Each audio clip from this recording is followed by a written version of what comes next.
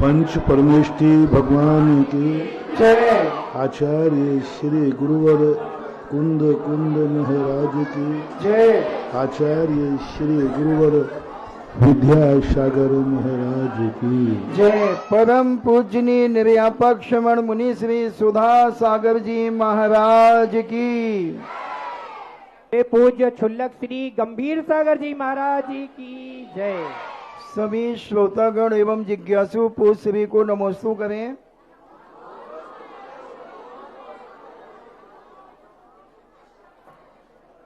राजीव जैन शांति नगर से पूछते हैं, नमोस्तु महाराज जी। शांतिनाथ भगवान गृहस्थ अवस्था में अपने आश्रित 32,000 मुकुटबद्ध राजाओं को जीतकर अपने अधीनस्थ किया था। इस तरह इनकी गृहस्थी अवस्था में महान अभ्युदय तो था, बाद में अंतरंग तप द्वारा अंतर्मुहूर्त में केवल ज्ञान आदि महान अभ्युदय प्राप्त किया। दोनों अभ्युदय में क्या अंतर है?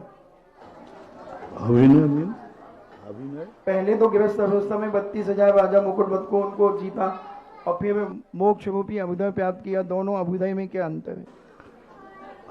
अभिनय तो था ही नहीं, यथार्थ था। उन्होंने पूर्णबंध किया था। चक्रवर्ती किसी को जीतता नहीं है, वो तो एक बाहुबली की घटना हो गई। शांतिनाथ भगवान ने तो कुछ किया ही नहीं, अकेले बस 6 खंड घूम के आ गए और लोग उनको अपने यहाँ आना में अवभाग्य मानते रहे। एक भी राजा ने उनका सामना नहीं किया, मान के था। सभी लोग अवभाग्य मानते थे। अच्छा हुआ तीर्थंकर चक्रवर्ती रहे तो कम से कम हमारे देश में उनका विचरण तो हो गया।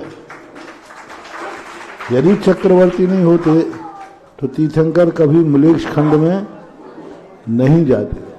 तो उस बहाने से तो लोग जहां जहां वो गए, लोगों ने उनको चक्रवर्ती के रूप में कम देखा, तीर्थंकर के रूप में ज्यादा पूजा, और लोग अवभाग्य मान करके उनकी अधीनता स्वीकार करते थे। उनको कहीं कोई युद्ध लड़ना पड़ा हो, कुछ करना पड़ा हो, ऐसा कुछ भी नहीं हुआ। यहाँ तक कि जब विजयार पर्वत पर प्रशस्ति लिखते हैं तो वहाँ जो भवनवासी देव होते हैं वो चक्रवर्ती से पहले युद्ध करते हैं कि तुम सही में चक्रवर्ती हो या नहीं। लेकिन शांतिनाथ भगवान को तो वो भी नहीं करना पड़ा, क्योंकि उन देवताओं को मालूम था कि इनका तो हम जन्म कल्याणक बना के आए हैं। इनका तो जन्म कल्याणक बनाया, मेरू पर्वत पर गर्भ कल्याणक बनाया, और 2 कल्याणकों में हम गए हैं। तो वो तो अपने आप को भाग्यशाली मान करके और कार्य करते हैं। महापुरुष करते कम हैं, उनका नियोग होने से उनकी पुण्य की वर्णाएं फल देती हैं, ऐसा माना जाए। डॉक्टर वंदना जैन बड़ौद से पूछती हैं, नमोस्तु महाराज जी। संक्लेश रूप भावों से क्या अभिप्राय है? संक्लेश रूप जो भाव होते हैं उनका क्या अभिप्राय हो? रागात्मक भी होते हैं, और इन भावों के होने से व्यक्ति की आयु के अधिकतम कितने प्रमाण निषेध घट सकते हैं? संक्लेश में और कष्ट में अंतर है। कष्ट एक पीड़ा है जो 6ठे गुण स्थान तक चलती है। संक्लेश वो कहलाता है जिसमें व्यक्ति धर्म को छोड़ने का भाव करता है। अब जैसे रात्रि में भूख लगी, अनंत चौदस का रात्रि है मान लीजिए आप लोग, या मुकुट सप्तमी आप लोगों ने की है। अब रात्रि में आपको भूख प्यास लग रही है, कष्ट सभी को होंगे। संक्लेश क्या करेगा? अरे मैंने रात्रि भोजन त्याग के गलती की, मैंने उपवास का नियम लेकर गलती की, ये मुझे नहीं करना चाहिए। ऐसा भाव आ जाए तो संक्लेश है। बाकी भूख प्यास को सहन करना कष्ट होता है, लेकिन उससे व्रत नहीं टूटता, संक्लेश नहीं होता। संक्लेश में व्यक्ति मार्ग बदल देता है। संक्लेश वाला व्यक्ति कहता हमें कुछ भी करना पड़े, राग में हो या द्वेष में। रागात्मक संक्लेश है जिस वस्तु से उसको राग है उसको पाने के लिए मर जाएगा और मार डालेगा, संक्लेश परिणाम आ जाए। द्वेष भाव हो जाए उसमें भी यही करेगा, मरने मारने की बातें करेगा। तो इस प्रकार की स्थितियां जानना चाहिए। जिज्ञासा समाधान की इस कार्यक्रम में जिनवाणी चैनल, आदिनाथ चैनल, सुधा कलश चैनल आदि के माध्यम से देश और विदेश में बैठ करके धर्म लाभ ले रहे सभी श्रद्धालुओं की ओर से और साक्षात सामने विराजित परम पूज्य मुनि पुंगव श्री सुधासागर जी महाराज के सत्संग श्री चरणों में सामने बैठे हुए श्रद्धालुओं की ओर से भी हम सभी की ओर से बारंबार नमोस्तु नमोस्तु नमोस्तु। जिज्ञासा रखने के लिए तथा अपनी समाज का निवेदन रखने के लिए मैं आमंत्रित करता हूं प्रथम जिज्ञासु के रूप में जय कुमार जी जैन जलज हटा, प्रचार मंत्री कुंडलपुर क्षेत्र कमेटी एवं सकल दिगंबर जैन समाज हटा की ओर से पधारे हुए श्रद्धालु जन को सभी लोग नमोस्तु करेंगे, श्रीवल्लभ अर्पण करेंगे और एक व्यक्ति जिज्ञासा रखेगा। साथ में तैयार रहेंगे पक्ष कासलीवाल देशनोदय चमलेश्वर तीर्थ क्षेत्र से। हे गुरुदेव, आपके पाद पद्मों में हम सब हटा बुंदेलखंड की काशी कही जाने वाली हटा नगरवासी आपके पाद पद्मों में नस्सिर प्रणाम करते हैं। हे गुरुदेव, नमोस्तु नमोस्तु नमोस्तु, इच्छामी इच्छामी इच्छामी। हे गुरुदेव, हम सब हटावासी विनय लेकर आए हैं, आपसे प्रार्थना कर रहे हैं। हे गुरुदेव, हमें आपकी चरण रज मिले हटा नगर में और आपका एक सप्ताह का सानिध्य हम सभी को प्राप्त हो, ऐसी मंगल भावना लेकर हम सभी आए हैं।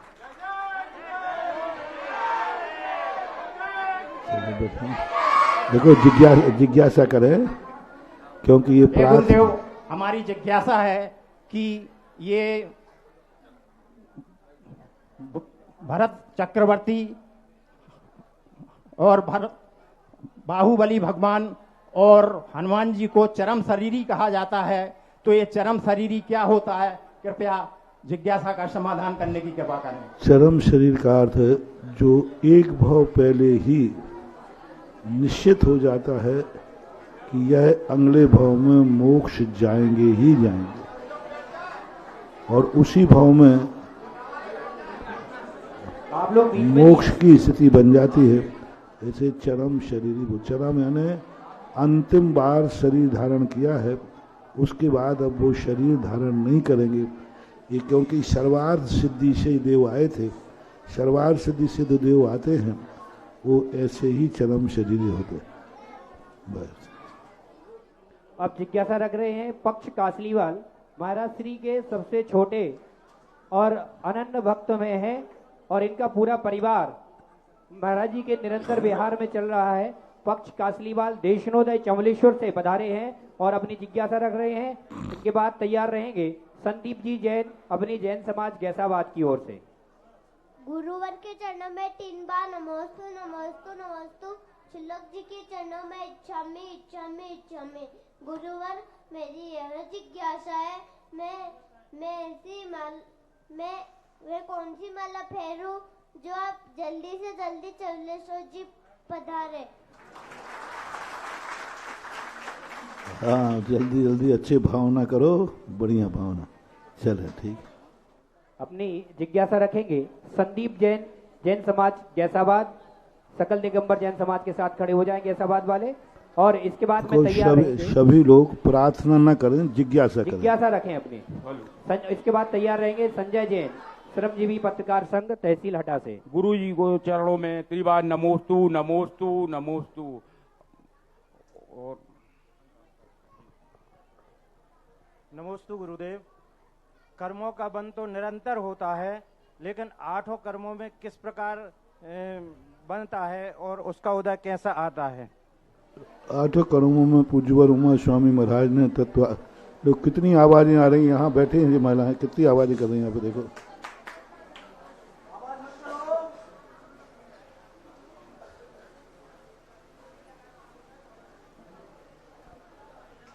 तत्वार सूत्र के अंदर 8 कर्मों के बंध के परिणाम दिए हैं। जिस प्रकार का परिणाम होता है वही कर्म मुख्यता से बंधता है, इसलिए अलग अलग व्यवस्थाएं की गई। 7 कर्म निरंतर बनते रहते हैं, ऐसी व्यवस्था है। जिसके परिणाम होते उसकी मुख्यता से बनते हैं, बाकी गौण रहते हैं। नमोस्तु गुरुदेव। गैसाबाद समाज की तरफ से नमोस्तु नमोस्तु नमोस्तु। आवाज फिर भी महिलाएं मान नहीं रही बिल्कुल भी। वैसे ही आज लेट हुए महोत्सव के कारण से। जिज्ञासा रख रहे हैं श्री संजय जैन, श्रमजीवी पत्रकार संघ तहसील हटा से, और उसके बाद में तैयार रहेंगी मनोरमा जैन मड़िया 2 से। श्री के चरणों में कोटि कोटि नमोस्तु नमोस्तु नमोस्तु। शुल्लक जी, इच्छामी इच्छामी इच्छामी शब्द बोने पड़ जाते हैं, निशब्द हो जाते हैं जब आपके समक्ष खड़े हो जाते हैं, लेकिन फिर भी हिम्मत जुटा रहा हूं आपके समक्ष बात रखने के लिए। कुछ दिनों से देख रहे हैं कि युवा पीढ़ी और खास करके किशोर अवस्था वाले जो 10 वर्ष से 18 वर्ष हैं, इनमें डिप्रेशन की स्थिति बहुत ज्यादा बन रही है। यहां तक कि वो लोग आत्मघाती कदम भी उठा रहे हैं। आखिर ऐसी कौन सी उनको बात कही जाए ताकि वो लोग डिप्रेशन से दूर हो सकें?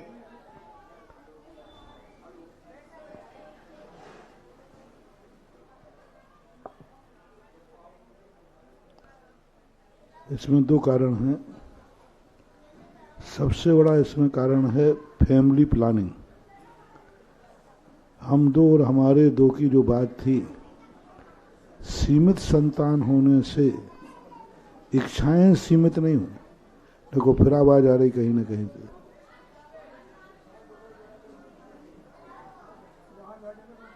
वहां देखें कहीं बच्चे आवाज।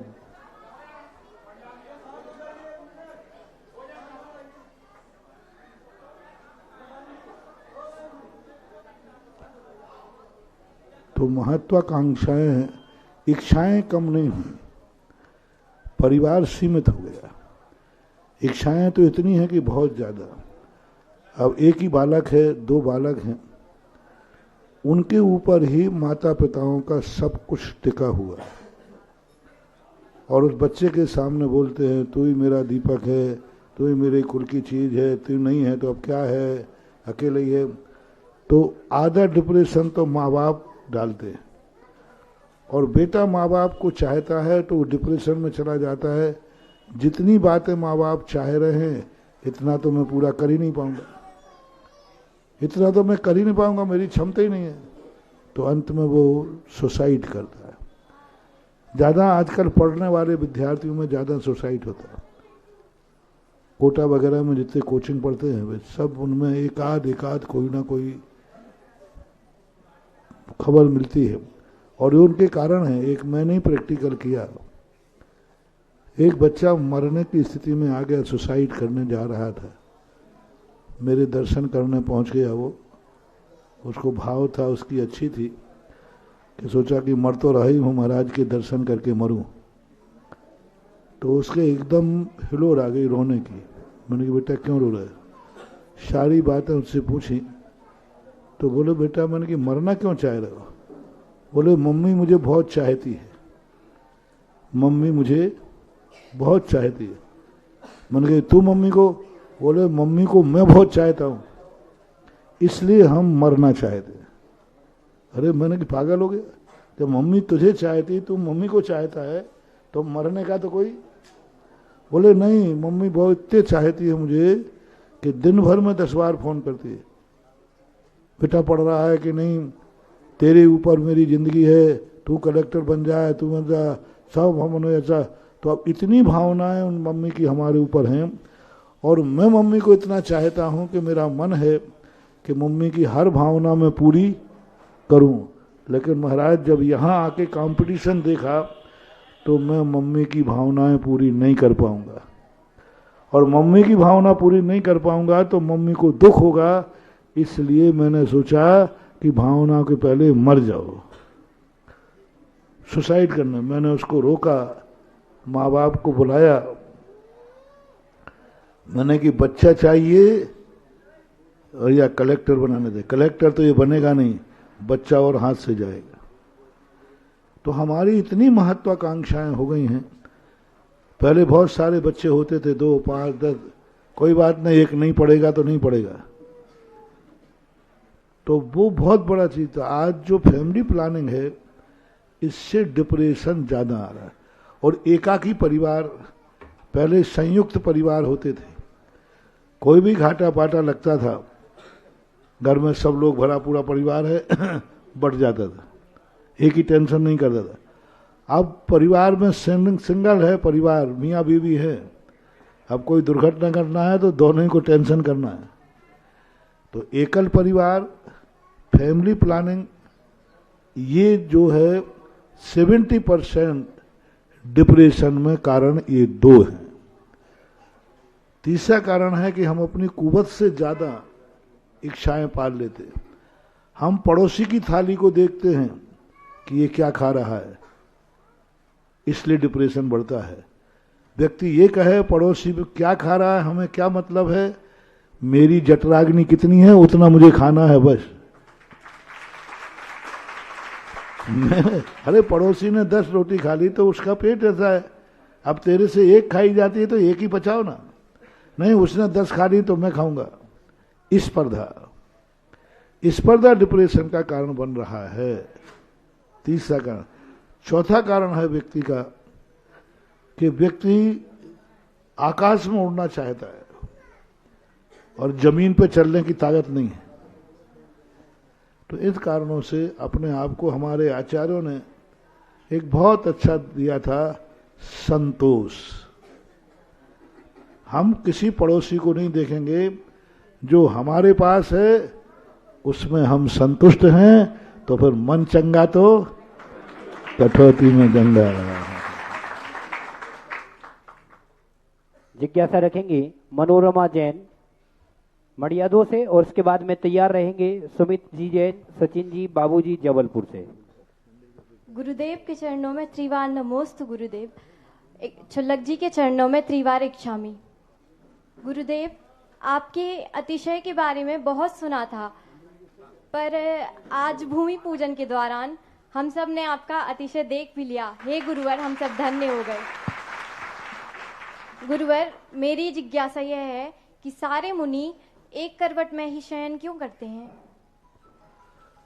करवट तो एक शयन करने का 2 कारण होते हैं। एक तो रात्रि के समय अंधेरा होता है, करवट बदलेंगे तो दूसरी तरफ पाटे पर कोई जीव जंतु हो तो वो आराधना को प्राप्त होगा, देखने में।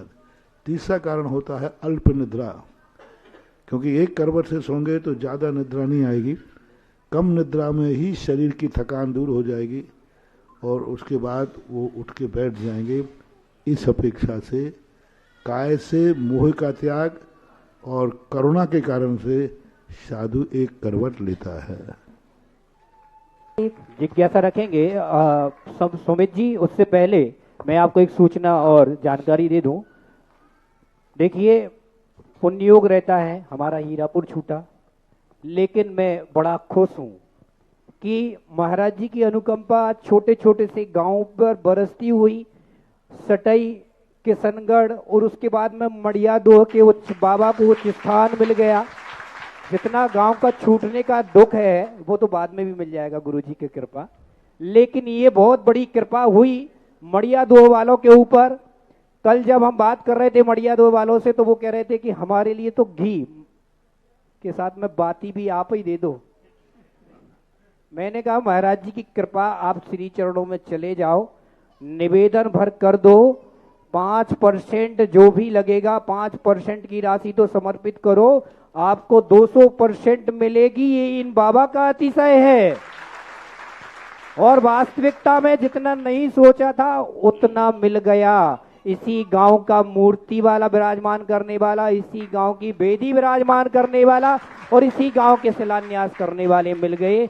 और तो देखिए मुनिराज की कृपा, वास्तविकता में जब अंतरंग से, कभी सुना था कि अंतरंग से जब कृपा बरसती है और गुरु के श्री चरणों में व्यक्ति पहुंच जाता है तो देवता अपने आप अतिशय करते हैं। शिलान्यास के पहले कोई मौसम नहीं था, जैसी शिलान्यास हुआ हमें तो लग रहा था कि जल के छींटे तो लगे ही नहीं है, उधर देखो देवताओं ने जल के छींटे लगा दिए, गुरु जी की अनंत कृपा। तो जब ऐसा मंदिर का निर्माण होगा, महाराज जी कल हमसे, मैंने निवेदन किया था समाज के लिए, तो महाराज जी कह रहे थे कि इस समाज का मंदिर का वास्तु बिल्कुल उल्टा है और ये समाज कभी भी उच्च स्थान पर नहीं जाएगी। मैंने कहा गुरु जी आपकी कृपा बरस जाए, बस बरस तो जाएगी। महाराज जी बोले बरस तो जाएगी, ये तैयार तो हो, और तैयार हो गए और गुरु जी की कृपा आप देखो कितनी बरसी है। आइए हम चलते हैं। वास्तु का एक बहुत बड़ा, पहली बात, ये ऐसी सूखी लकड़ियां थी मड़िया देव की कि इनमें कोई रस ही नहीं था। कल चर्चा की तो उन्होंने कहा कि महाराज देख लो निचोड़ करके कुछ निकल जाए तो मैंने भी देखा कि इनके रस तो सही में नहीं दिख रहा है।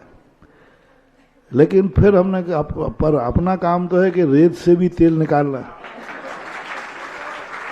तो 24 घंटे से मड़िया देव को गर्म पानी में रख रख के फुलो रहा हूं।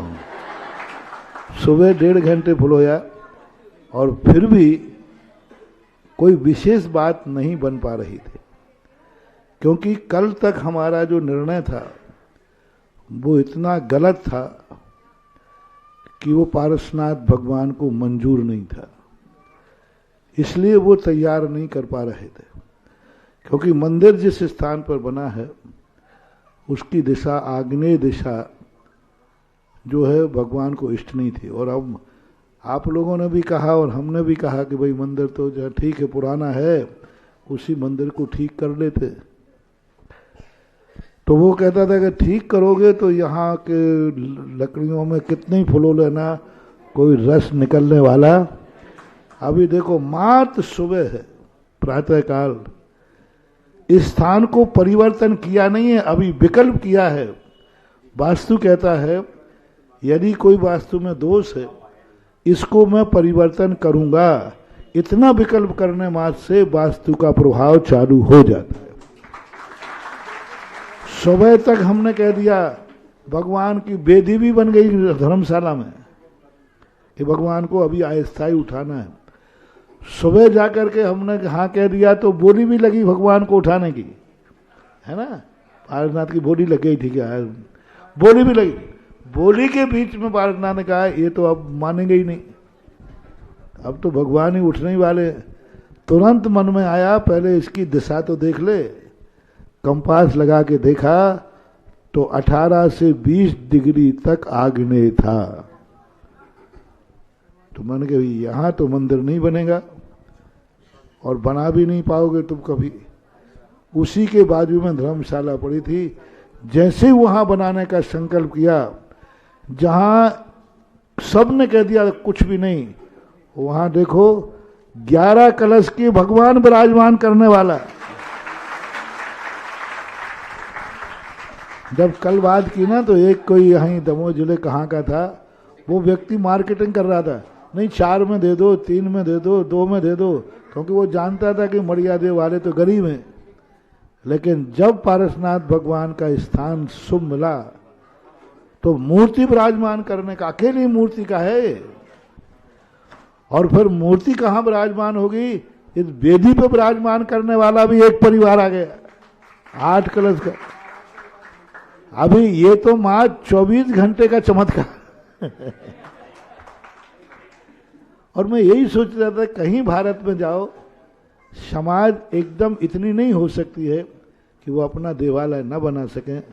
बहुत प्रयास किया और अभी घोषणा, लेकिन अभी बाहर वालों से कहना है कि यदि थोड़ा सा और इनका सहयोग हो जाए, 1-1 लाख वाले भी 10-11 नाम भी इनके आ जाएं तो इनके मंदिर में और 4 चांद लग जाएंगे। और शिखर का भी होने वाला है। अब लो अभी चंदा चिट्ठा से हो रहा था, अब शिखर का बनाने वाला भी एक ही परिवार आ गया। आपके मुखारविंद से निकला गुरुजी, वो तो होना ही था। मंडला का परिवार है। लो बेदी हो गई, मूर्ति हो गई, शिखर हो गई। अब जिनको और रुगन देना है, गेट रह गया और मंदिर का और सब भाग। थोड़ा थोड़ा ऐसे गांवों के लिए यदि थोड़ा थोड़ा भी सहयोग दें तो ये गांव भी अच्छे उठ सकते हैं। समृद्ध हो सकते हैं, अच्छा मंदिर बने। जब मेरे ही आशीर्वाद से बन रहा है तो मैं घटिया तो पसंद करता नहीं हूँ। मेरा भाव है कि मंदिर बहुत अच्छा बने, बढ़िया बने। चलिए आइए देखिए, जब गुरुजी की कृपा से हो रहा है तो बहुत अच्छा ही होना चाहिए, और महाराज जी के प्रति हम सबको भी कृतज्ञ होना चाहिए कि हमारे भगवान को इतना ऊंचा सिंहासन दिया है, और साथ में जिन महानुभावों ने हमारे लिए इसमें सहयोग किया है वो मड़ियादो समाज उन सब का सम्मान करना चाहती है। एक और बड़ा चमत्कार हुआ है यहाँ कभी बीच में किसी ने पारसनाथ भगवान यहाँ के मूल नायक, यहाँ की जमीन पड़ी हुई है 21 एकड़ कितनी बड़ी है, वो जमीन पारसनाथ के नाम से है। अब पारसनाथ के कागजों में है, अध्यक्ष जी बताया तो मैं क्या कर, मैंने कहा भगवान देखते हैं यदि पारसनाथ है। देखो भाग्य से देखो, जिस परिवार ने मूर्ति बोली उसके परिवार के नाम से पारसनाथ भगवान सर्वश्रेष्ठ निकले। अनायास, मैंने पहले भी समय पे पारसनाथ थे तभी तो उनकी जमीन ली गई थी, आज भी वही पारसनाथ इसके लिए सर्वश्रेष्ठ बने। ये भी बहुत बड़ी काकताली न्याय कहलाता है, अनायास। बोले परम पूज्य मुनि पुंगव श्री सुधासागर जी महाराज की जय। आइए अध्यक्ष जी राजकुमार जी पहुंचे और उनके साथ में समाज के लोग पहुंचे। हम सम्मान कर रहे हैं मूर्ति विराजमान करने वाले महानुभावों का, सिंगई निर्मल कुमार जी, सिंगई वीरेंद्र कुमार जी, पुरुषोत्तम कुमार जी, सब परिवार यहाँ पर पधारेंगे और सम्मान, मुखिया का सम्मान आप यहाँ से ग्रहण करेंगे। मूल नायक प्रतिमा जी विराजमान करने वाले रघुवर प्रसाद जी जैन, नत्थू जी जैन, गुड्डा जी जैन, कैलाश जी, सोनू जी, ऋषभ जी आकर के नमोस्तु करेंगे। राकेश जी और अंकित जी पधारिएगा, और इनका राजकुमार जी जल्दी करेंगे, जल्दी करिएगा। एक एक मुखिया का कर दें अकेला, एक मुखिया आ जाइएगा बस। वेदी निर्माण करने में जिन्होंने पुण्यार्जन किया है, वीरेंद्र कुमार जी, सुरेश चंद जी जैन, अशोक कुमार जी, अभिषेक जी, जितेंद्र जी, ज्ञानचंद जी जैन, सेठ परिवार, आपका भी हम सम्मान करेंगे। एक को सिर्फ एक परिवार को एक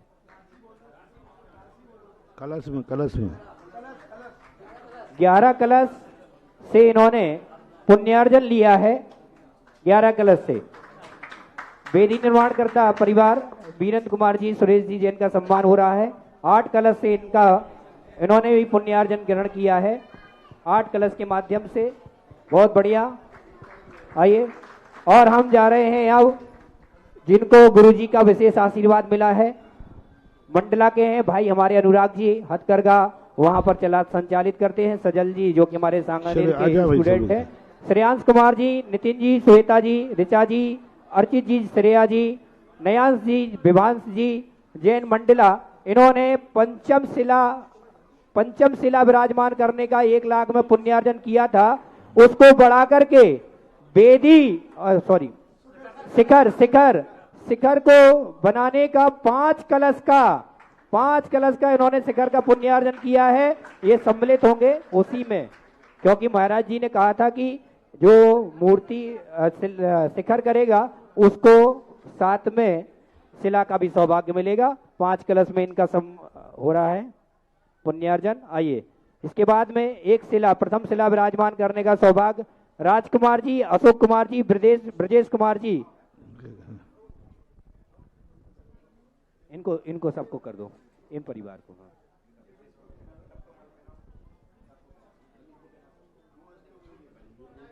इनको सबको कर दो मालाएं। महिलाएं, 2 महिलाएं वहां पधारिएगा यहाँ से मड़ियादो से, और हमारी दोनों श्राविकाओं का सम्मान करें।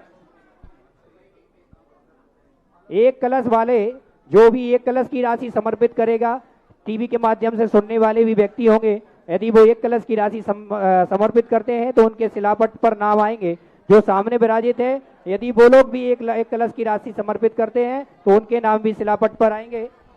सम्मान करेंगे एक शिला जिन्होंने विराजमान की है, राजकुमार जी जैन, अशोक कुमार जी, ब्रजेश कुमार जी, मड़िया 2 परिवार। उन्हीं का शिलापट पर नाम लिखे जाएंगे। एक कलश की राशि इन्होंने समर्पित की है राजकुमार जी, अशोक कुमार जी, ब्रजेश कुमार जी, मड़िया 2। द्वितीय शिला इन्होंने विराजमान की है कमल कुमार जी, पारस कुमार जी, पराग कुमार जी, अक्षत जैन, मड़िया 2 वालों ने भी एक कलश की राशि समर्पित की है, उनका भी सम्मान होगा।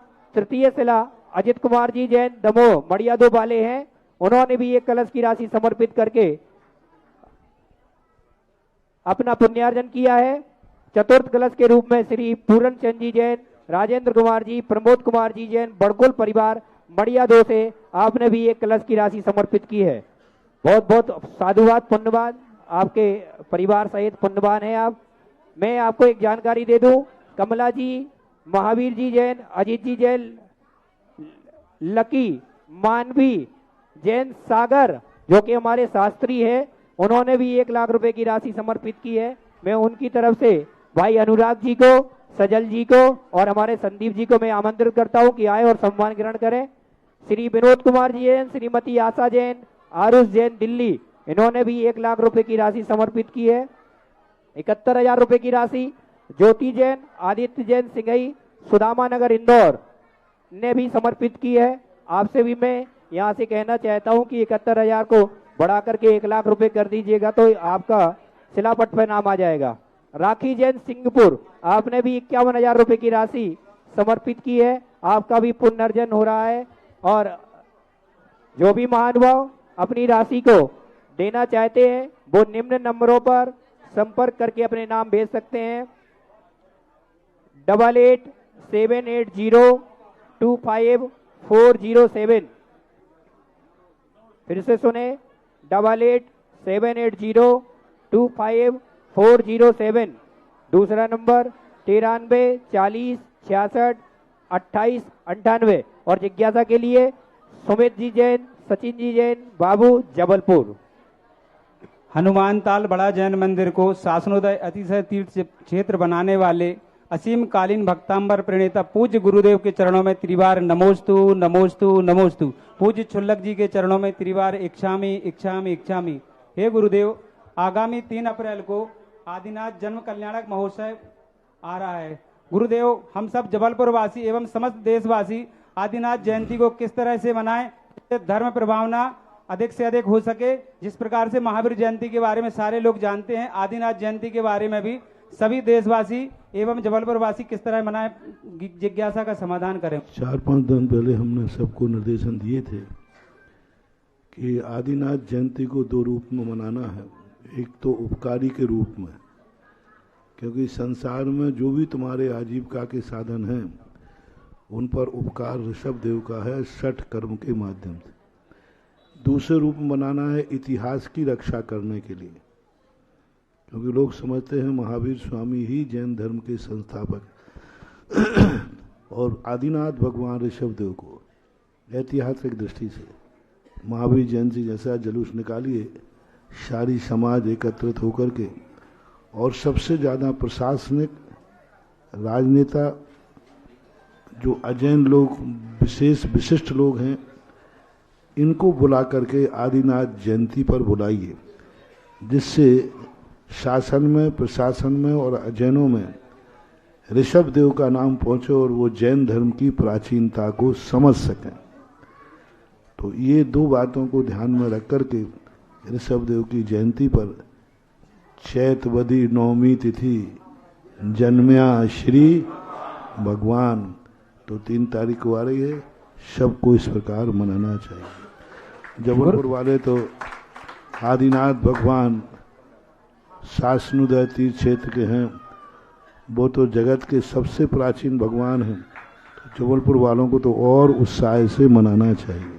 गुरुदेव, मावा एवं मिष्ठान वितरण करते हैं तो गुरुदेव उसमें कोई दोष तो नहीं लगता है? कोई दोष नहीं, जन्म के समय सब करो। नमोस्तु गुरुदेव। इसके बाद में जिज्ञासा रखेंगी ऋचा जैन मंडला से, और इसके बाद तैयार रहेंगे विवेक जैन हथकरघा मंडला। माइक दीजिए वहां।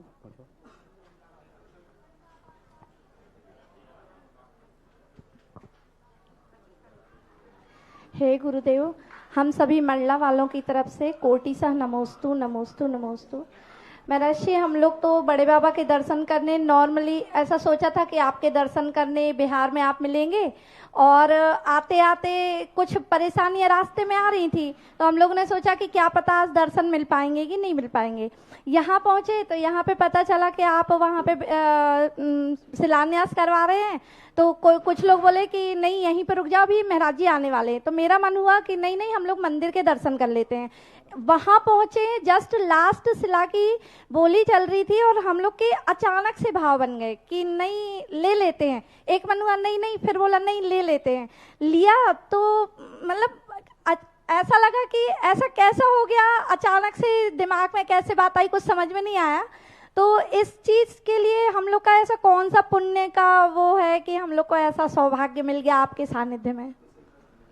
देखो, या तो मड़िया देव वालों का मंडला से कोई संबंध है, या मंडला वालों का मड़िया देव, और फिर मेरा और दोनों की मेष राशि है, मंडला की और मड़िया की। सिंह राशि है, मड़िया की मंडला की। ये नियोग होता है, दाने दाने में लिखा है खाने वाले का। इसी प्रकार पुण्य की कोई स्थान नहीं रहता। किस भूमि का किसके साथ क्या पुण्य की वर्णनाएं हैं, कब निमित्त मिल जाए, और जो बिना सोचे होता है वही सच्चा होता है। काशी इत्तेफाक ऐसा हुआ कि यहाँ पहुंचे तो भावना इतनी, ऐसा हम लोग का नहीं था कि शिखर की बोली हम लोग ले लेंगे, लेकिन छुल्लक जी की थोड़ा सा सपोर्ट मिला तो वो भी भावना हो गई। तो हम लोग को और खुशी हो रही है कि यानी पहली बार आपके दर्शन किए पास से, और इतना तुम्हारे एरिया के ही महाराज हैं तो थोड़ी बहुत तो माननी पड़ेगी। विशेष पुण्य है आपके लिए महाराज जी का। महाराज जी ने साफ मना किया था कि नहीं स्थानीयों को देना है। उसी समय मैंने पूछा महाराज जी से कि महाराज जी बाहर के लोग बड़े आतुर हैं, 2-3 नाम आ चुके हैं, 3 नाम आ चुके थे। तो महाराज जी बोले कि ठीक है, अब एक नाम ले लो, तो आपको ये सौभाग्य मिल गया, आप बड़े मुनीश्री का आशीर्वाद लीजिएगा। आइए अब अगली जिज्ञासा रखने के लिए श्री विवेक जी जैन हथकरघा मंडला से, और तैयार रहेंगे अंतस जैन मुगावली। महाराज श्री के श्री चरणों में त्रिवार नमोस्तु नमोस्तु नमोस्तु। छुल्लक जी के श्री चरणों में त्रिवार इच्छामि इच्छामि इच्छामि। महाराज श्री, हमारी जिज्ञासा यही है कि जब हम पानी छानते हैं और जीवाणु को यथास्थान ना पहुंचा पाएं तो हमें क्या प्रायश्चित लेना चाहिए? महाराज श्री नमस्ते। दोष बहुत बड़ा दोष है, उसको यथास्थान पहुंचाना ही चाहिए। अब प्रायश्चित आदि तुम्हें सार्वजनिक दे नहीं पाऊंगा कि सार्वजनिक प्रायश्चित नहीं होता, लेकिन ये बहुत बड़ा दोष है। असंख्यात जीवों की विराधना होती है, सावधान रहना चाहिए। ये हथकरघा में हमारे सारे भाई काम कर रहे हैं, वहाँ पर सेवाएं दे रहे हैं। और उसके बाद में अगली जिज्ञासा रख रहे हैं अंतस जैन मुगावली, और तैयार रहेंगे इसके बाद सर्वोदय उपकार बालिका मंडल हटा। नमोस्तु महर्षि जी, मेरी तरफ से और मेरे परिवार की तरफ से त्रिवार नमोस्तु नमोस्तु नमोस्तु। छुल्लक जी को इच्छामि इच्छामि इच्छामि। महाराज जी, मेरा प्रश्न ये है कि हम बच्चों के जीवन में सफलता पाने के लिए हम क्या प्रयास करें? अपनी सफलता पाने के लिए सबसे बड़ा लगन होना चाहिए। जिस कार्य को हम करना चाहते हैं उसके प्रति लगन हो, उसे प्राप्त करने का एक जुनून हो, तो व्यक्ति अपने आप सफलता प्राप्त कर लेता है। भाग्य भरोसे जो बैठे रहते वो बैठे ही रहते हैं। बस वही बात ध्यान रखो, जो गाना अमिताभ बच्चन का है ना, कोशिश करने वालों की कभी नहीं होती, बस यही है। जिज्ञासा रख रहे हैं सर्वोदय उपकार बालिका मंडल हटा से, और उसके बाद में तैयार रहेंगी महिला मंडल से प्रतिभा जैन हटा। सर्वोदय उपकार बालिका मंडल हटा की ओर से मुनिश्री के चरणों में बारंबार नमोस्तु, छुल्लक जी के चरणों में इच्छामि नमोस्तु। महाराज जी 2021 में आरिका गुणमती माता जी का हमारे यहाँ चतुर्मास हुआ था, और उन्होंने हमारे यहाँ सर्वोदय उपकार बालिका मंडल की स्थापना करवाई थी। तो हम बालिकाओं का हमारे धर्म के प्रति, समाज के प्रति और जो मुनि आरिका हमारे क्षेत्र में आते हैं उनके प्रति क्या कर्तव्य होना चाहिए? कर्तव्य यही है कि साधु जब आता है या साध्वी कभी आती है, उनके ज्ञान का, उनकी चर्या का अधिक से अधिक लाभ लेना चाहिए। गुणमती माता जी का आपके यहाँ चतुर्मास हुआ, आचार्य संघ की प्राचीन 11 आरिकाओं में एक आरिका है। सबसे पहले 11 आरिकाओं का दीक्षा हुई थी सन 1987 में। उनमें गुणमती भी आरिका थी, बहुत प्राचीन आरिका है, अच्छा ज्ञान है। जहाँ जाती हैं कोई ना कोई अपनी छवि, अपना संस्कार जरूर समाज में छोड़ती है। तो आप लोगों के भाग्य है कि ऐसी आरिका का वर्षा योग मिला और उनकी प्रेरणा से आपने बालिका मंडल, बस अब यही है कि आरिका माता आती हैं तो उनसे अध्ययन, ज्ञान, स्वाध्याय भी कराते रहना चाहिए। तो समाज की महिलाएं, बच्चियां हैं, सबको बैठ करके आरिकाओं से एक क्लास जरूर लेना चाहिए किसी ना किसी विषय की। तो साधु से तो यही मिलता है। और आगे और बढ़ना हो तो जो आरिका माता ने किया वही तुम्हारा मंडल करे, यानी मंडल भी आरिका बने। और क्या, बंदे तदगुण लगे। सही वंदना तो यही है कि आरिका को बंदामी कहा है तो बस बंदे तदगुण गुण प्रकट हों। ये हमेशा भावना भाव कि आरिका माता ने जैसे हमें मंडल बनाया, एक दिन हम भी उनके समान बने, ये भावना भाना चाहिए। नमोस्तु महाराज जी, नमोस्तु महाराज जी, नमोस्तु। 3 लोग की संपत्ति का आशीर्वाद मिल गया, मंडल वालों को भी कमंडल मिल जाएगा। आइए अगली जिज्ञासा रख रही है प्रतिभा जैन हटा महिला मंडल से, और तैयार रहेंगे बसंती जैन रहली।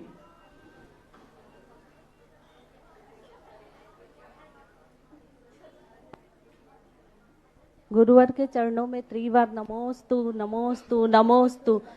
इच्छामि महाराज जी, इच्छामि महाराज जी। गुरुदेव, क्या हम गृहस्थ लोग रोज पूर्वाचार्यों द्वारा लिखी हुई भक्तियां पढ़ सकते हैं? और रोज भक्ति पाठ करने से हम गृहस्थों को क्या फल है? गृहस्थ लोग भक्ति पाठ करने में कोई बाधा नहीं, कर सकते हैं, क्योंकि वो भक्तियां ही हैं। विशेष रूप से वो भक्तियां जो हैं साधुओं के निमित्त से लिखी गई हैं।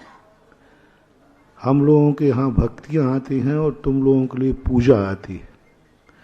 पूजा में और भक्ति में इतना अंतर है कि पूजा में द्रव्य होती है और भक्तियों में द्रव्य की आवश्यकता नहीं होती।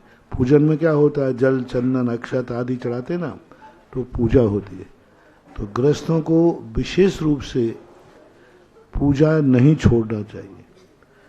दान पूजा मुखो सावो धम्मो, और देव पूजा को विशेष ध्यान रखना। उसके बाद भी यदि हम भक्तियां पढ़ते हैं तो कोई नुकसान नहीं है, कोई दोष नहीं है। लेकिन जब आवश्यक की बात पूछोगे तो पूजा करना आवश्यक है। जो पूजा अष्ट द्रव्य से ही होना चाहिए, भाव पूजा नहीं, भाव पूर्वक पूजा होना चाहिए, अष्ट द्रव्य से। इतना जिज्ञासा रखेंगे बसंती जैन रहली से, उसके बाद में तैयार रहेंगे संतोष जैन महेवा। महाराज श्री के चरणों में रहली समाज की ओर से नमोस्तु नमोस्तु नमोस्तु। छुल्लक जी के चरणों में इच्छामी इच्छामी इच्छामी। आचार्य श्री, मुनि से मेरी जिज्ञासा यह है कि सफलता, अच्छा स्वास्थ्य, मधुर संबंध और उत्तम धर्म साधना कैसे पाएं? जो जिस चीज के लिए चर्या बताई है उसको सबसे पहले अपना कोर्स पूरा करना चाहिए। जो गृहस्थ को षडावश्यक कहे हैं उनको उत्साहपूर्वक पालन करना चाहिए, और वह उत्साहपूर्वक पालन करते हैं तो उसमें सारी चर्याएं समाहित हो जाती। कोई अलग से कोई चर्या नहीं है। गृहस्थ के लिए जो 6 आवश्यक हैं, देव पूजा, गुरुपास्ति, स्वाध्याय, संयमस्तपा, दानम चेति गृहस्थाणाम, षट कर्माणि, इनको अनिवार्य रूप से करना है। इसके बाद फिर और करना चाहें तो ऐच्छिक है, पर ये जरूरी है। जिज्ञासा रखेंगे संतोष जैन महेबा से, और उसके बाद में तैयार रहेंगी सुलेखा जैन गैसाबाद से। आचार्य श्री को इसी बार नमोस्तु नमोस्तु, शुल्लक जी को इच्छामी इच्छामी इच्छामी। महाराज श्री जी, भगवान बाहुबल स्वामी जी मोक्ष कहाँ से गए हैं? उनके मोक्ष जाने के संबंध में निर्णायक कोई भी कथन नहीं मिल रहा है। मात अकेले निर्माण कांड में, निर्माण भक्ति में कहा है, पोदनपुरे वृषदीप के चाह। पोदनपुर के उद्यान से ऋषभदेव के 2 पुत्रों को मोक्ष हुआ। अब वहाँ 2 पुत्र कौन से हैं ये नहीं हुआ। अपन अनुमान लगाते हैं कि प्रसिद्धि 2 पुत्रों में यदि किसी की हुई है तो भरत और, इसलिए अपना अनुमान है, लेकिन नाम का उल्लेख नहीं मिलता। कुछित कह जाते तो अर्वाचीन में कैलाश पर्वत का भी उल्लेख आता है, लेकिन वो भी एक निर्णायक पॉइंट तक नहीं ले जाता। नमोस्तु। जिज्ञासा रखेंगी सुलेखा जैन गैसाबाद, उसके बाद में तैयार रहेंगी शालिनी जैन हटा से। गैसाबाद सकल जैन समाज की ओर से गुरुदेव को त्रिवार नमोस्तु नमोस्तु नमोस्तु गुरुदेव। छुल्लक महाराज जी को इच्छामी इच्छामी इच्छामी महाराज जी। महाराज जी, मेरी मन में एक बहुत दिनों से शंका है कि जो देव होते हैं, सुना है उनमें संयम पालन करने की शक्ति नहीं होती, वो जो भी इच्छा करते हैं उनकी पूर्ति हो जाती है। तो क्या जो 16वें स्वर्ग में देव हैं, तो क्या उनमें भी संयम पालन करने की शक्ति नहीं होती? देवताओं में किसी में संयम धारण करने की शक्ति नहीं होती, क्योंकि वो त्याग नहीं कर सकते। वहाँ जितना करना है वो उनको करना ही पड़ेगा। उनके भोजन करने का समय आ गया तो वो कंठ से अमृत झरेगा। उनके हाथ में कुछ भी नहीं है, वहाँ सब कुछ नियत है। 16वें स्वर्ग क्या, सर्वार सिद्धि के देव भी क्यों ना हो, वे भी संयम धारण नहीं कर सकते, क्योंकि मूल शरीर में वहाँ का वातावरण ऐसा होता है कि उनके संयम के भाव ही नहीं होते। संयम धारण करने योग वातावरण ही नहीं है। वहाँ इतना राग रंग भरा हुआ रहता है, विषयों के चाय की दावानल भरी रहती है। विषय चाह दावानल दहो, मरत विलाप करत दुख सहो। यानी विषयों की चाय का दावानल वहाँ जहाँ देखो, देखने में, सुनने में, सब में वही भरा रहता है। तो वो संयम के योग्य स्थान नहीं माना जाता। ना तो पर्याय संयम के योग्य है, ना क्षेत्र संयम के योग्य है, ना वातावरण संयम के योग्य है, ना वो भाव संयम के योग्य है, क्योंकि उस भाव में कुछ नियोगी कार्य ऐसे हैं जिन नियोगी कार्य करने पर संयम की उत्पत्ति नहीं होती है, ऐसा आगम में कहा है। जिज्ञासा रखेंगी शालिनी जैन हटा। आपको बता दें, अनिल जी जैन महामंत्री सीसामऊ जैन समाज कानपुर, श्री तरंग जी जैन संयोजक बिहार, श्रीमती कमलेश जी जैन संयोजिका है चौका व्यवस्था में, सुश्री आयुषी जैन, सोमेल भाई और ईशान भाई जी, ये हमारे परम पूज्य गुरुवर का सदत कानपुर से बिहार करा रहे हैं। इनके सम्मान में करतल ध्वनि से, और गुरु भक्त अनन्य सेवा भावी कमल जी और यश जी महाराज जी की संपूर्ण चर्या में बिल्कुल साथ में रहते हैं और पूरा गुरु जी का बिहार। आइए शालिनी जैन जिज्ञासा रखेगी, उसके बाद में तैयार रहेंगे नरेंद्र जैन बाकल वाले हटा। मुनि श्री के चरणों में मेरा त्रिवार नमोस्तु नमोस्तु नमोस्तु। छुल्लक जी के चरणों में मेरे त्रिवार नमो इच्छामी इच्छामी इच्छामी। गुरुवर, मेरे मन में बहुत दिनों से जिज्ञासा है कि आजकल सभी लोग छत्र छमर अपने लेके आते हैं और मंदिर में चढ़ाते हैं और फिर वापस ले जाते, तो ले जाना चाहिए कि नहीं? स्वयं के हैं कि मंदिर के हैं? स्वयं के हैं तो मंदिर में व्यवस्था नहीं है तो ले जाने में कोई बाधा नहीं है, क्योंकि घर में सुरक्षा की दृष्टि से और कल तुम्हें फिर से मिल सके इस भाव से ले जाने में कोई बाधा नहीं है। हाँ स्वयं के, हाँ कोई बाधा नहीं, ले जा सकते, चढ़ा के वापस ले जा सकते हैं। चढ़ाया नहीं है, चढ़ाया क्या चढ़ा करके तुम वहां छोड़ के जाओगे तो भी नहीं चढ़ना। नरेंद्र जैन बाकल वाले हटा जिज्ञासा रख रहे हैं, उसके बाद में तैयार रहेंगे हरेंद्र जैन हटा से। हे गुरुदेव नमोस्तु नमोस्तु नमोस्तु। महाराज जी को इच्छामी इच्छामी क्षुल्लक। हे गुरुदेव, बहुत दिनों से एक मन में प्रश्न उठता है कि एक नारी 16 श्रृंगार करके सौभाग्यवती बनती है एवं नारी 16 स्वप्न देख के तीर्थंकर बालक को जन्म देती है एवं तीर्थंकर बालक 16 कारण भावना भाकर मोक्ष पथ का गामी होता है, तो ये 16 का महत्व क्या है, 15 और 17 क्यों नहीं?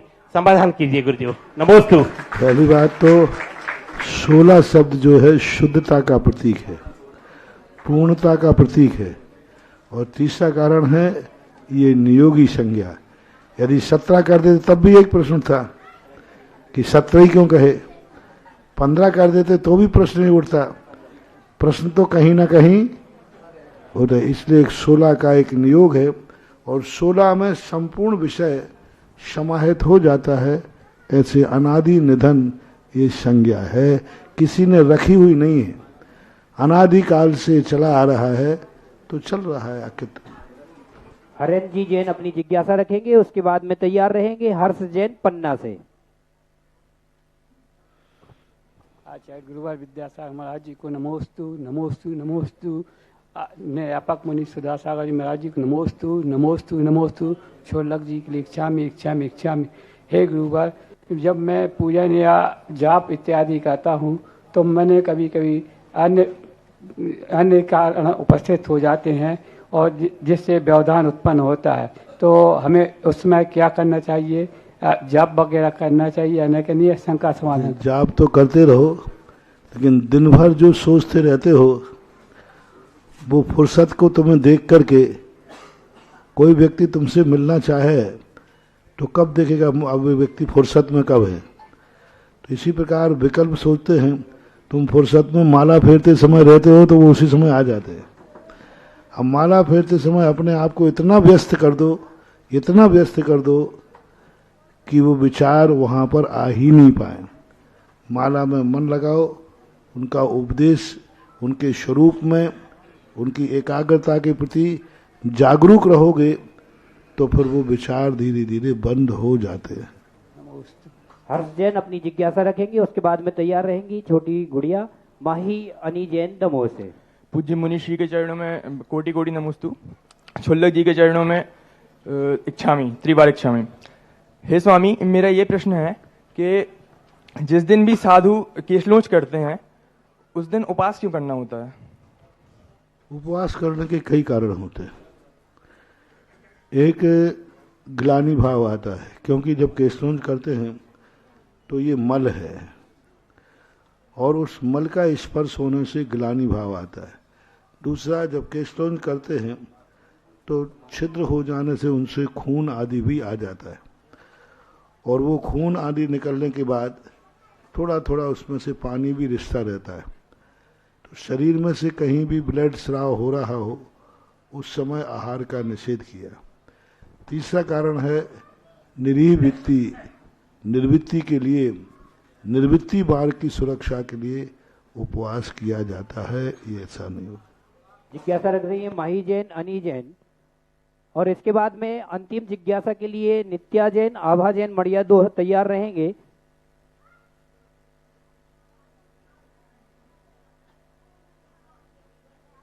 हे स्वामी जी नमोस्तु नमोस्तु नमोस्तु। छुल्लक जी को इच्छामी इच्छामी इच्छामी। गुरुदेव, कोई कोई कहता है कि रात्रि में तत्वासूत नहीं पढ़ना चाहिए, तो रात्रि में तत्वासूत पढ़ना चाहिए कि नहीं? पढ़ सकते हैं, कोई बाधा नहीं है, आगम से कोई बाधा नहीं। अंतिम जिज्ञासा रखेंगे नित्या जैन, आभा जैन। उससे पहले हम चाहते हैं कि हमारे श्री जी को उच्च स्थान दिलाने वाले जो शिलान्यास का कार्यक्रम हुआ है, उस कार्यक्रम को कराने वाले पंडित जी का हम यहाँ से समाज की ओर से बहुमान कर लेंगे। तो मैं आमंत्रित करता हूँ पंडित जी सुरेश चंद जी जैन दमोह से हमारे बीच में पधारे हुए हैं, आए और समाज का आतिथ्य आप स्वीकार करें, सम्मान स्वीकार, बहुमान स्वीकार करें। समाज की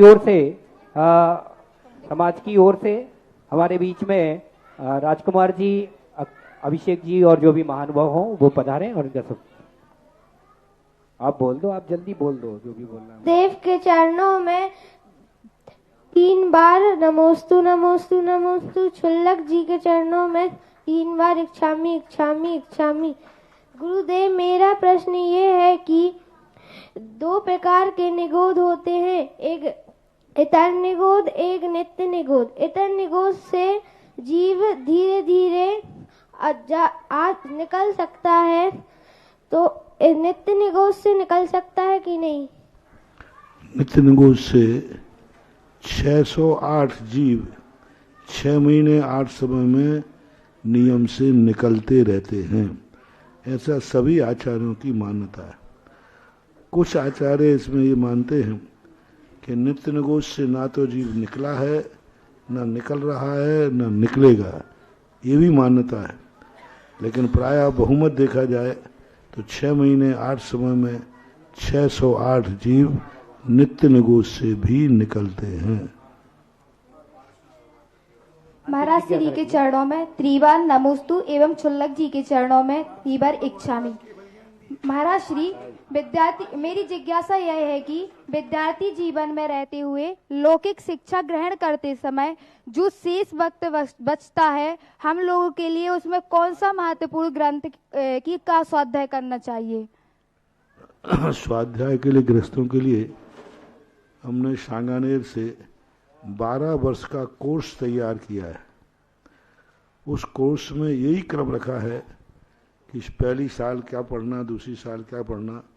तो वहाँ के 12 वर्ष की जो 12 वर्षीय तो पाठ्यक्रम है उसमें आप एडमिशन ले लें तो आपको ग्रंथ भी मिलेगा और निर्देशन भी मिलेगा और विषय भी आपको बहुत कुछ उपलब्ध हो जाएगा।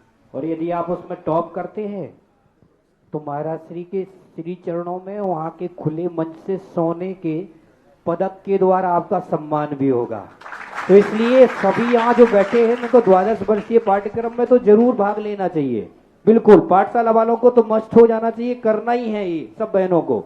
सभी लोग भर देना फॉर्म, नंबर मैं अभी आपको दे दूंगा।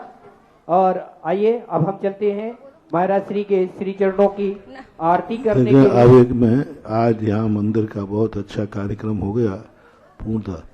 सभी लोगों को मंदिर में जितना वेदी मूर्ति आदि के निमित्त से बोला है, एक एक किस्त करके धीरे धीरे जमा कराएं, लेट नहीं करना है। जितना लेट करोगे उतना और महंगा होता है। तो ये नहीं सोचना कि जब मूर्ति लाओगे तो हम मूर्ति का देंगे, वेदी बनाओगे तो वेदी का देंगे।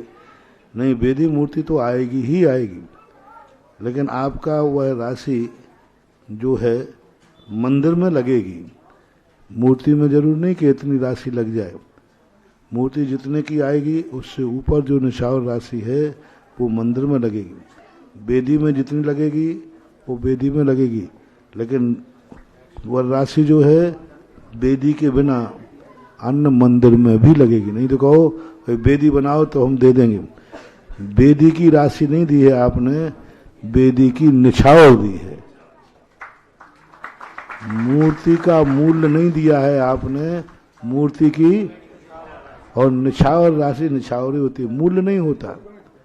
मूर्ति चाहे 1 रुपये में आए चाहे करोड़ों में आए, मूर्ति की निछावर आपने दी है तो आपकी राशि मंदिर जी में लगेगी। ऐसा व्यवस्था बना लेना। के चरणों में नमोस्तु नमोस्तु नमोस्तु। हो गई जिज्ञासा के लिए। एक मिनट। पूजा के उपकरणों में स्वस्ति क्यों बनाए जाते हैं और उसका विसर्जन कैसे करें?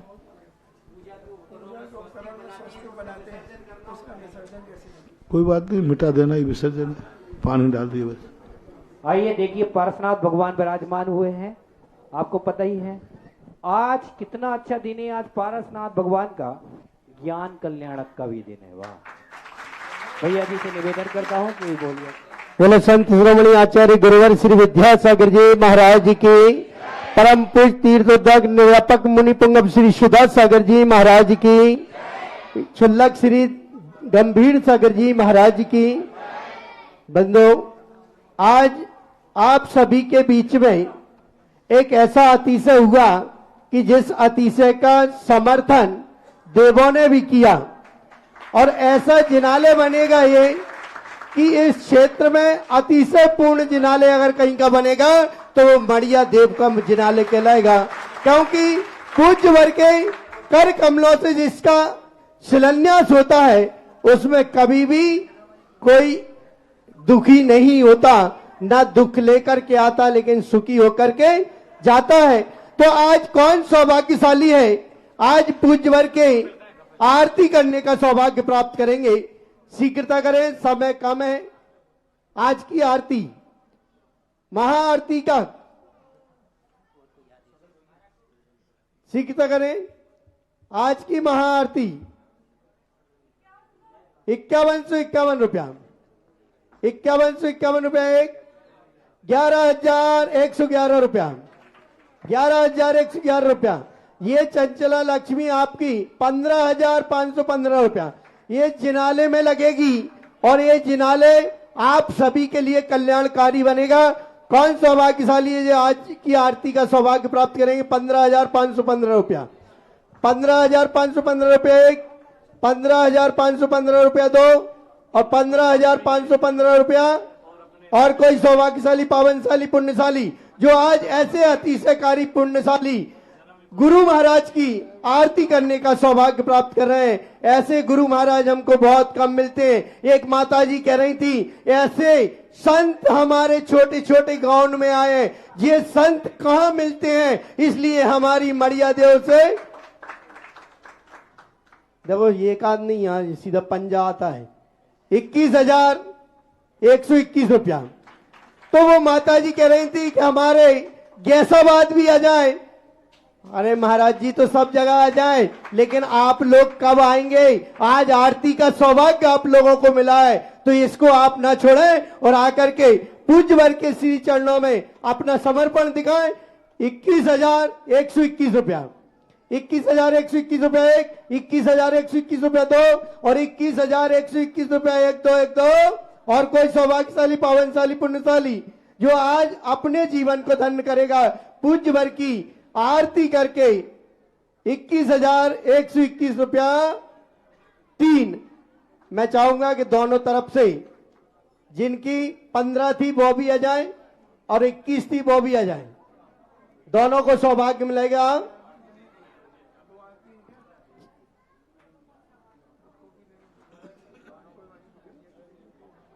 ये सौभाग्य श्रेष्ठ श्री नरेंद्र कुमार जी बाकल वालों ने प्राप्त किया है, जो कि भौरीबंद के पास से आए हैं। आए और आकर के अच्छा हटा रहते हैं, बाकल वाले कहलाते हैं। चले आए, 15 वाले आ रहे क्या? नाम बोले। देखो जो भूल गया उसको छोड़ो। चले आरती प्रारंभ करेंगे।